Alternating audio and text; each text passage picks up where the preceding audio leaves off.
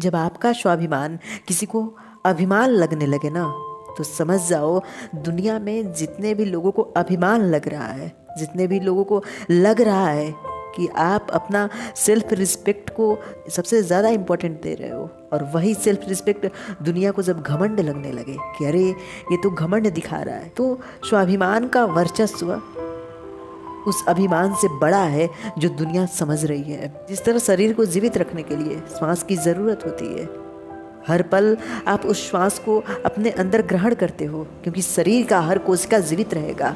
ठीक उसी प्रकार अगर स्वाभिमान दुनिया को अभिमान लगता है तो उस अभिमान को स्वीकार करो, क्योंकि वहाँ पे आप गलत नहीं हो सकते, बल्कि वहाँ पे दुनिया गलत है, क्योंकि वो आपके सेल्फ रिस्पेक्ट को भी ख़त्म करना चाहती है। वो चाहती है कि आप गुलाम हो तो दिल से गुलाम हो, आप किसी के आगे झुको तो इतना झुको कि उसके पैर की जूती बन जाओ। जिस तरह ऑक्सीजन छोड़ने से आपकी मृत्यु हो जाएगी ना, उसी तरह अगर आपने अपना स्वाभिमान छोड़ दिया, आपने अपना सेल्फ रिस्पेक्ट खो दिया, फिर ये शरीर अब जीने योग्य नहीं बचा है। या तो इसे आप स्वयं खत्म कर दो, इसे आप स्वयं समाप्त कर दो, या तो वो इंसान हर रोज़ अपमान के साथ इसे समाप्त करेगा, और वो अपमान असहनीय होगा, शायद आपको ज्ञान ना हो, लेकिन जो इंसान इस चीज़ को समझेगा ना, वो आपसे घृणा करने लगेगा।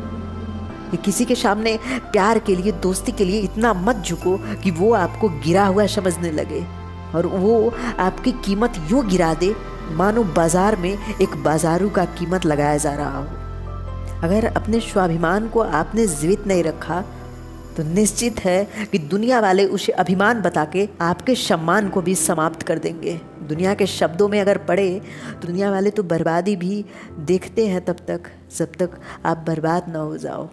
वही बात हो गई, अगर किसी के सामने किसी चीज़ के लिए झुक रहे हो तो सिर्फ एक सीमा होनी चाहिए। किसी से माफ़ी मांगनी है तो उसकी भी सीमा होनी चाहिए। किसी से दोस्ती करनी है, किसी का प्यार चाहिए तो उसकी भी एक सीमा होनी चाहिए। अगर वो सीमा वो इंसान लागने लगे तो आप याद रखो कि आपको उसके सामने उतना ही झुकना है, उतना ही सॉरी बोलना है, उतना ही स्वयं को समर्पित करना है कि वो आपकी वैल्यू समझे। यूँ गहरा गहरा समझ गया जिस दिन कि आप तो यूं ही उसके जीवन में रहते फिरोगे, घूमते फिरोगे, आप तो हो ही ऐसे, चाहे वो कितना हो धुतकारता रहेगा, अगल बगल घूमते फिरोगे। एक बार उससे दूर होकर बताओ कि आपकी वैल्यू क्या है।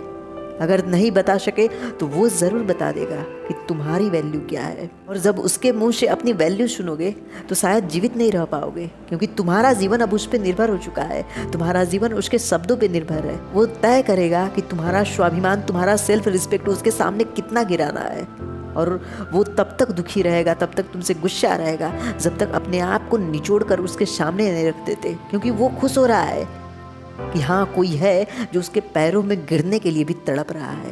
हाँ कोई है जो उसके शब्दों को सुनने के लिए तड़प रहा है, और यही चीज़ तुम्हारे स्वाभिमान को हमेशा के लिए समाप्त कर देगा। इसलिए स्वयं को समझो। अगर स्वयं को नहीं समझ पाए, स्वयं की कीमत नहीं जान पाए, तो बहुत सस्ते में लोग खरीद लेंगे, और आपको तो पता होगा कि सस्ती चीज़ें हमेशा सड़कों पर फेंकी हुई मिलती हैं, घर के कोने में पड़ी हुई मिलती हैं। इसलिए स्वयं की कीमत पहचानो, वरना सस्ते में बिक जाओगे। Thank you guys.